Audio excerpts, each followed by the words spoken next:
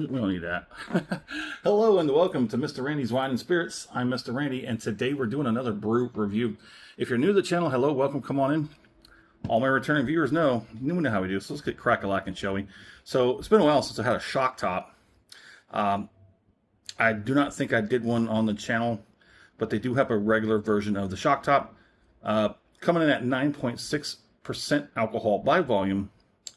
This is a stovepipe 19.2 fluid ounces, high voltage with natural flavors. That's interesting. Okay. Portland, Oregon. Hey, something good might actually come out of Portland. Just kidding. No.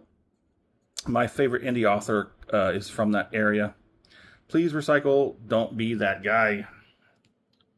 Anything else on the can? Negative. All right, let's roll out. For all my new people out there just joining in today, this one's for you.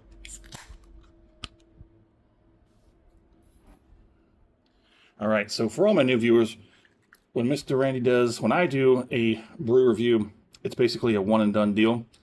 All my other libations, I might do like a 3-part series or whatnot. But for brews, there's not really necessary for any other thing than the one and done deal. I do a little bit of research before I crack the can, so let's get to that, shall we? Shock top, high voltage. This is a double wheated ale, and they say the best pairing for this is spicy food. For all my calorie counting, carb conscious connoisseurs, here's a mixed bag. You know how it happens. If it's not on the can or on the official website, it's just a guessing. So the deal with these things is there's an average. So the brews are not going to be exactly consistent, even though there's regulations in place that protect you from being able to say, well, we said it was 170 calories, but I got a can that came out with 200, and that's where we're at. Between 170 and 200, that's about an average.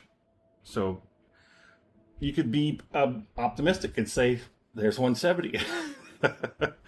But for the carbs, we're looking at 15 to 18, which is either okay or just slightly concerning, depending on how you're looking at the glass. So we're getting 2 grams of protein, and I paid $4.08 out of my local H-E-B.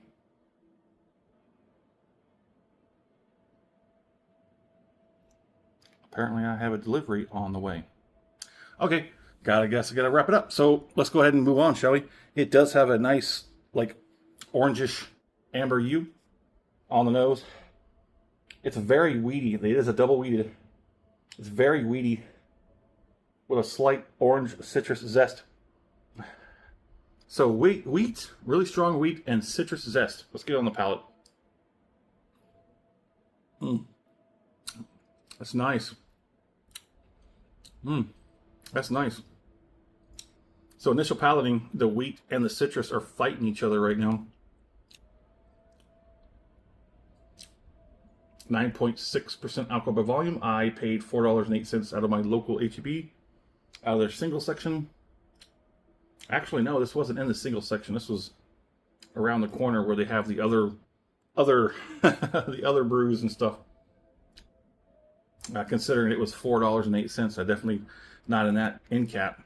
That end cap is almost like a discounted and discontinued dump zone. Okay, that's pretty good. Here, have some. If you're into weedy and citrus zesty citrus peel. I got a little verbal dyslexia. This is pretty good.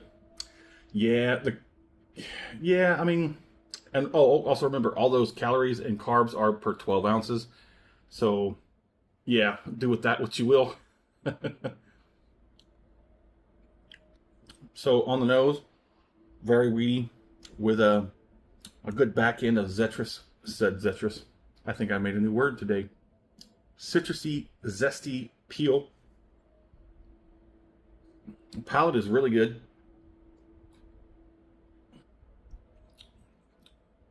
Very weedy with a nice blending of that citrus. Now here comes the finish.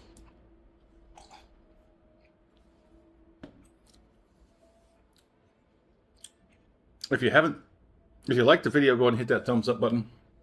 If you haven't subscribed to the channel as of yet, what are you waiting for? Go ahead and do that while you're there. One of these videos is bound to scratch an itch or pique curiosity for sure. So the finish is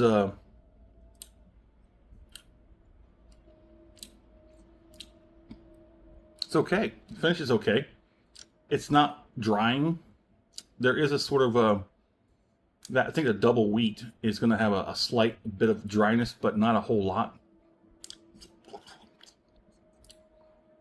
I'm trying to accelerate this whole process. Finish is fine. Probably negligible if you pair it with foods. What food would I pair this with? Anything robust. Not spicy, but robust. Barbecue? No. I think it might clash with the barbecue. Like roasted meats. Poultry?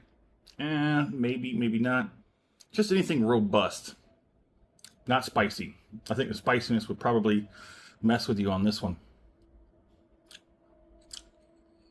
So let's put a score on it. $4 out the door, 9.6.